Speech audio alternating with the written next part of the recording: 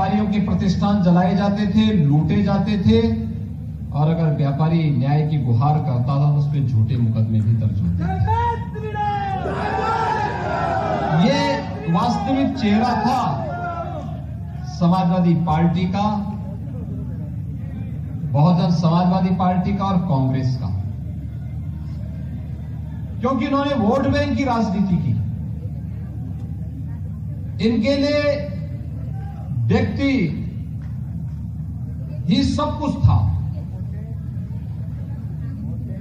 उनके लिए अपना स्वयं का परिवार ही प्रदेश था। और यही अंतर है, हमारे लिए प्रदेश की 25 करोड़ की आबादी ही परिवार है, और उन लोगों के लिए अपने स्वयं का परिवार ही प्रदेश होता था। और इस सोच ने प्रदेश को आजादी के बाद 70 वर्षों तक विकास की सुविधाओं से वंचित किया, आम नागरिक को सुविधाओं से वंचित किया, और व्यापारी के मन में भय और आतंक का माहौल पैदा किया। भाइयों बहनों, अभी पिछले महीने में कैराना गया था। शामली का कैराना कस्बा, कौन ऐसा भारतीय होगा और कौन ऐसा व्यापारी होगा जिसको याद नहीं होगा। यानी समाजवादी पार्टी की सरकार के समय वहां से लगभग 70% व्यापारियों ने पलायन कर दिया था। वे अपने कारोबार छोड़ करके चले गए थे। कोई हरियाणा चला गया, कोई वहां से दिल्ली चला गया, कोई मुंबई चला गया, कोई गुजरात चला गया, कोई बेंगलुरु चला गया। और मुझे बताते प्रसन्नता है, 2017 में, मार्च 2017 में जब प्रदेश सरकार ने अपराध और अपराधियों के प्रति जीरो टॉलरेंस की नीति के तहत काम करना प्रारंभ किया, आज वे सभी 70% व्यापारी जो पलायन कर गए थे सपा की सरकार के समय, वापस कैराना वापस आ गए हैं। और कैराना में व्यापार उनका उसी माहौल में फल फूल रहा है। आज आप फिर से नए प्रतिष्ठान बन रहे हैं, मॉल बन रहे हैं, पेट्रोल पंप लग रहे हैं।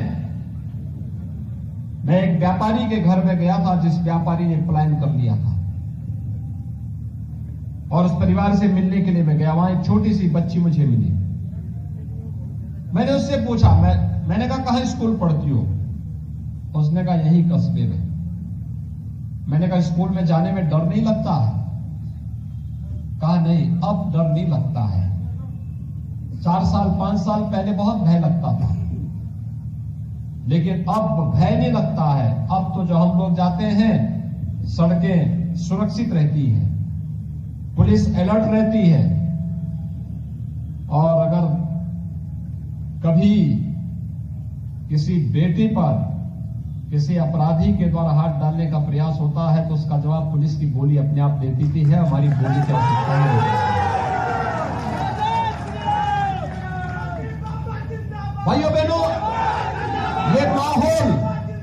ये माहौल प्रदेश के अंदर दिया गया, और इसके लिए सरकार को हर एक स्तर पर लड़ना पड़ा।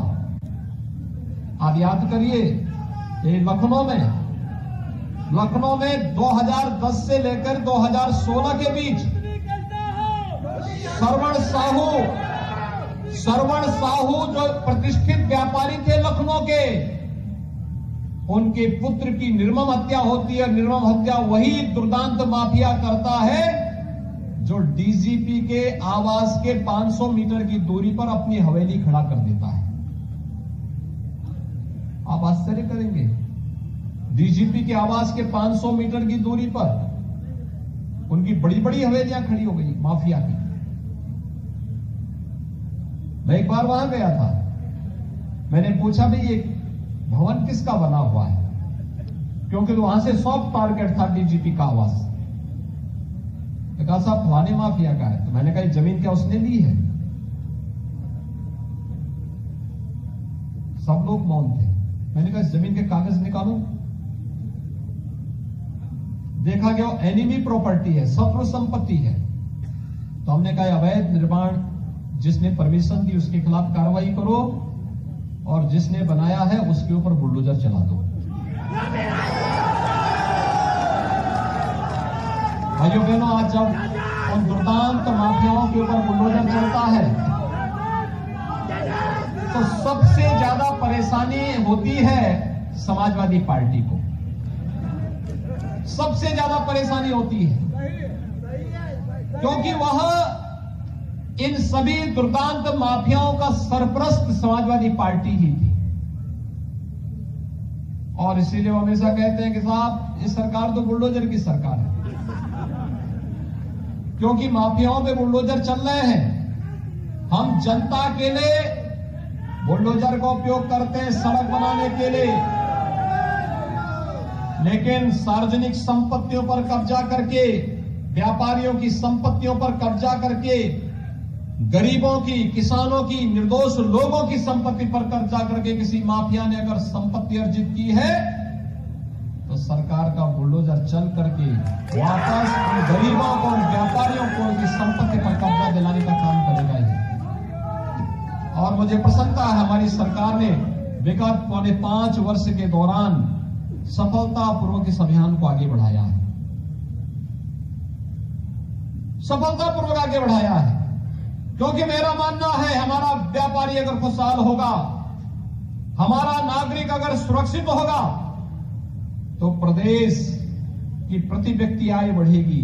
उत्तर प्रदेश जिसके लिए हकदार था, देश की सबसे अग्रणी अर्थव्यवस्था के रूप में उत्तर प्रदेश उभरेगा, और अग्रणी अर्थव्यवस्था के रूप में उत्तर प्रदेश को आगे बढ़ाने के लिए ही हम लोगों के द्वारा हर एक चेहरे पर खुशहाली लाने के लिए, अपने नौजवानों के रोजगार के लिए, उनके उज्जवल भविष्य के लिए, और उत्तर प्रदेश के नौजवान को उत्तर प्रदेश के बाहर कहीं कोई संदेह की निगाहों से न देखे बल्कि सम्मान की निगाहों से देख सके, इस उद्देश्य से सरकार को कड़े कदम उठाने पड़ेंगे।